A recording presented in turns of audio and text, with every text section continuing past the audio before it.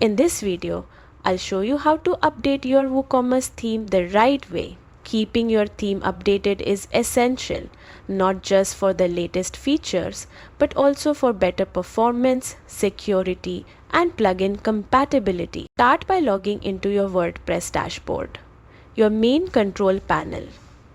On the left-hand side, hover over Appearance and click Themes.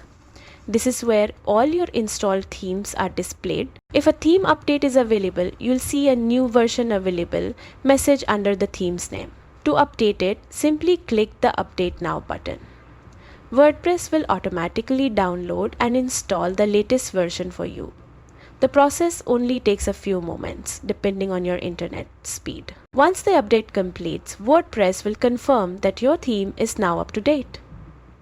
That's it.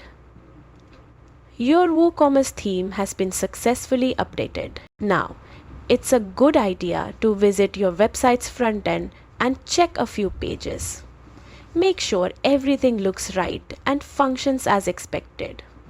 This quick check ensures no layout or compatibility issues slip through during the update.